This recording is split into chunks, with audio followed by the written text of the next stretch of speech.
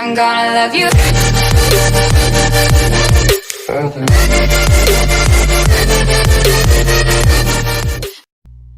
Hey, welcome back to Dan's Chess Lounge, everybody. Today I want to continue our discussion on mating patterns.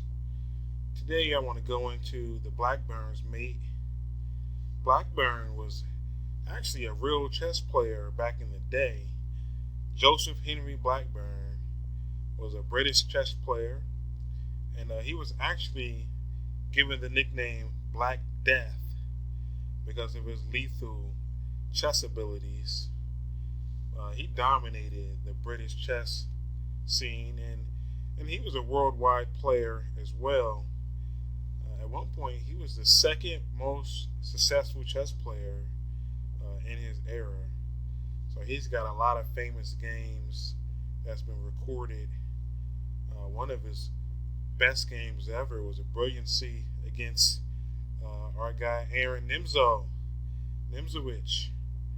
So he was battling it out with the best players in the world, and he was right there with them. So he's got a mating pattern nicknamed after him as well, the Blackburne's mate. And as you can see on the screen, there's a couple,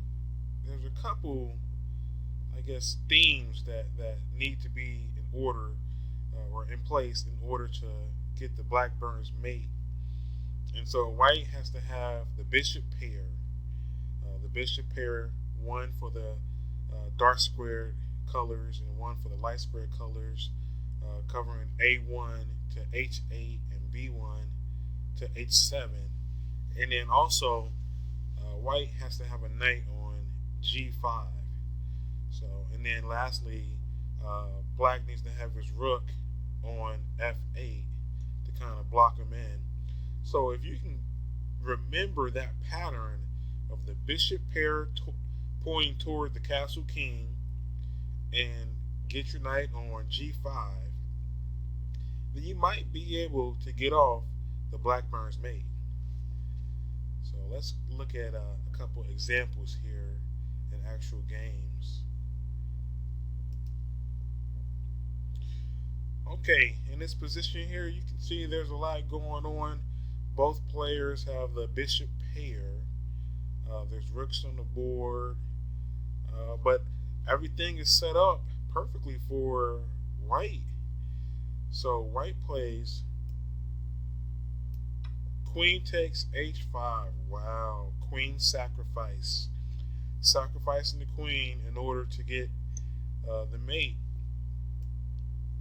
If black takes, then white can go ahead and deliver checkmate with bishop H7, checkmate.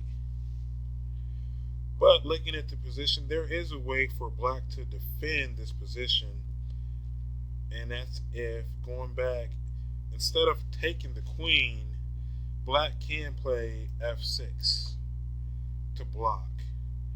But then white can just gain a lot of material and have a dominating position. He can play queen takes pawn, and then the white queen will block check. And this is a pretty cool move here. White goes ahead and plays queen H7 anyway. Queen takes, and then bishop takes, check. King is forced over to the corner, H8. Now here, white can go ahead and grab the black knight so he gets a piece, right? And then he can't recapture the bishop, or else he's going to lose his rook with check. So then the rook attacks the knight, and then white can just retreat back with bishop F5. So going back, if black doesn't want to just give up checkmate right away, he could prolong it, and then maybe he might be able to finagle white in an endgame if white plays incorrectly. But this is pretty much lost for black. White's up a whole piece, and white is still threatening bishop takes F6 as well, putting a lot of pressure on him just completely blowing up his whole king side. So yeah, that was awesome. Let's move on to the next example. Okay, in this example right here, let me turn off the engine real fast here. In this example right here, this was an actual game that was played in 1969 between two players, and the game is only 11 moves.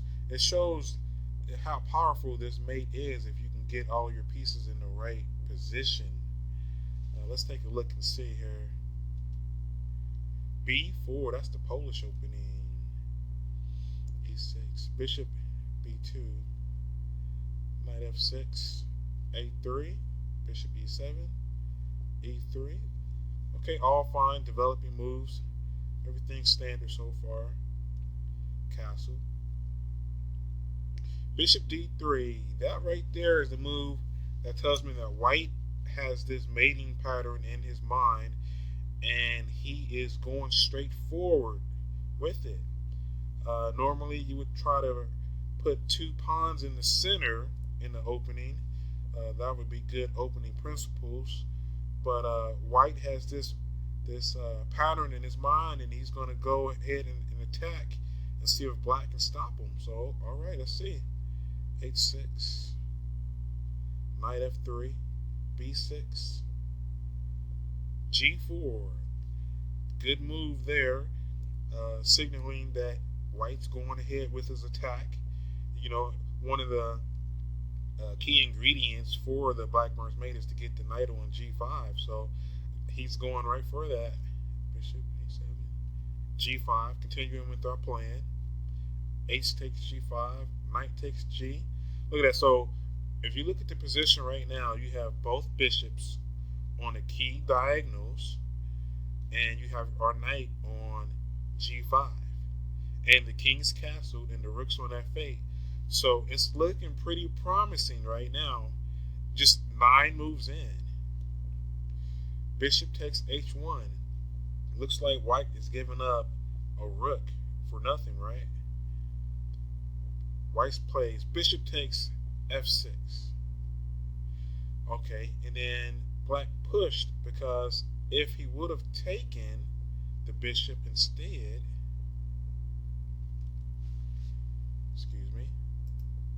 if he would have taken the bishop instead, then white could just play queen H5, threatening checkmate. So then he could block with the bishop. White just takes. Rook tries to give some air, give the king some air, but it doesn't work though. Bishop H7 check. And then the king goes to F8, and then that's just checkmate with queen takes F7, checkmate. Or if the king goes to H8, then it's still checkmate again with the knight hopping into F7.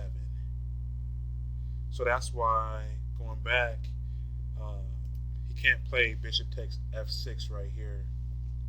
So that's why he played G6 instead.